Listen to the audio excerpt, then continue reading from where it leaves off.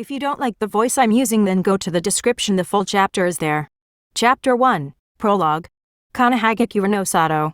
All hell had broken loose as the most powerful Bijou in existence, the nine-tailed Kyuubi, was attacking the village of Konoha. The Kyuubi was about to destroy another district of the village when it noticed a figure on top of a tower. Standing ready to face the beast was Hiruzen Sarutobi, the third cage of the leaf. As he stood, he looked at the two infants that would receive the power of this incredible beast while it neared him. He thought back at how his replacement, Minato Namikaze, tried to argue to let him do what was about to be done. He chuckled and watched as the Kyuubi came closer. For some odd reason, his thoughts drifted to the infant not being involved in this ritual, Naruto. Before he could gather any more thoughts about the baby, the Kyuubi roared and went to slash at Sarutobi with his claws. Smiling, Hiruzen Sarutobi made one last hand sign and let the death god, the Shinigami himself, rise to take his soul and the Kyuubi's chakra, saving the village. As Hiruzen died, his last thoughts once again lingered on the firstborn child of Minato Namikaze and Kushina Uzumaki. Chapter 1, Leaving the Leaf. If you think I copied the series from Quad X, you are absolutely right. After I saw his video, I went and read the entire fanfic and it was fire, and since I like it so much, I'm doing it too. In the backyard of the Namikaze estate, Minato Namikaze and his wife Kushina Uzumaki were teaching their son Menma and daughter Narumi the different techniques in their arsenal. While the training was serious, the family was enjoying its outing as any complete family should. The only problem was that the family wasn't complete. Staring at the perfect family from his room window, 10-year-old Naruto Uzumaki Namikaze sat watching and letting thoughts of the past resurface. Flashback 3 years ago, Naruto sat with his brother and sister beside him, anxiously waiting for his parents who had told them they had a big announcement. His mind was going crazy just thinking about what it would be, but deep down he knew what the announcement was. Their training would begin today. This would be a welcome change because lately his life had been going downhill. Naruto had started to realize that his siblings once were taking precedence over his all day every day. He at first believed he was just overthinking things, but soon discarded that after seeing how the villagers treated his family with respect but ignored him. The very same could be said about his godparents. Jiraiya would come by when he could to see his godchildren and teach them a few things while he was there. He spent most of his time with Menma and had stated on many occasions that he couldn't wait until he could take him as an apprentice. Not once had he spoken to Naruto. Tsunade lived in Konoha and worked as head of the hospital, so she made an appearance much more often but spent her time mostly around Narumi and treated her the same way that Jiraiya treated Menma. Another godparent that had never spoken to Naruto. Minato and Kushina walked into the room, bringing Naruto out of his thoughts to make their announcement. Minato stepped forward and spoke. "Now kids, your mother and I have discussed this and we both feel that it is time to teach you our family techniques and begin your training.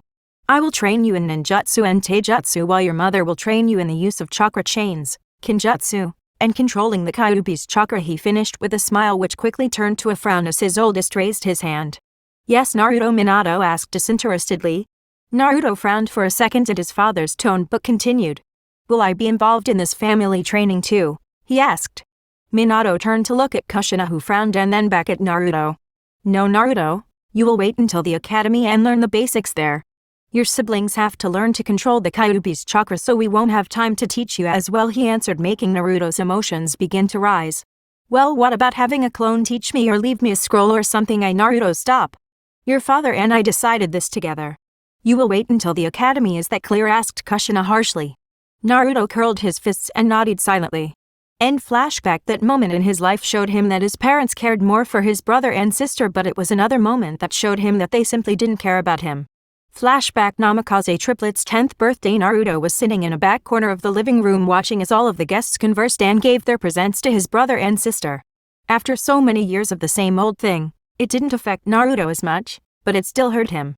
To know that he could die and no one would care was a horrible realization that Naruto just wasn't ready to accept. At least not yet. All the guests stopped talking when their Hokage and his father stepped forward. "I would first like to thank everyone for coming to my children's birthday party. I believe that my sensei Jiraiya and Tsunade have something for you too before I make my announcement," he said, looking at Menma and Narumi while moving to the side. Everyone watched as both Jiraiya and Tsunade walked towards the two with large scrolls in their hands and smiles on their faces. "Menma, I have watched you grow up and am proud to be able to offer you the Toad contract, which will help you immensely with your future career as a shinobi," he said with a smile, handing the contract to an excited Menma. Immediately afterwards, Tsunade walked up to Narumi.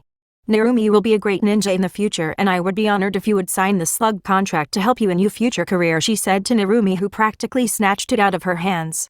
After all the clapping and cheering was done, Minato stepped up. Now I have an announcement that affects both of you.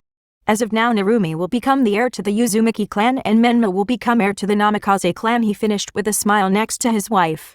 Before anything could be said or anyone could cheer, the sound that broke the brief silence was that of glass breaking. As everyone looked back to find the source of the sound, they were surprised to see Naruto with a broken glass being held tightly in his hand and a look of pure rage on his face. Saying nothing, he stomped up to his room and slammed the door. The party resumed shortly after. End flashback. It was now nighttime as he had spent all day reminiscing about his past. Chuckling, he thought that it was a bit ironic that all the memories he had of this place would make it easier to initiate his plan to leave. It was now midnight and everyone was sleeping. Naruto sneaked out of his house and headed for the gate. He had planned everything out. All he had to do was escape the clan compound, which was easy enough. Next, he would have to distract the guards long enough for him to escape. Lucky for him, he had the perfect jutsu needed. It was simple really, he just created a shadow clone which he learned by watching his father teach his siblings. The shadow clone, after being created, immediately ran to alert its presence to the guards. 5 seconds is all it took for the 2 guards to completely abandon their posts and chase after the clone. With them gone and the clone under orders not to dispel until it had bought enough time, Naruto rushed out of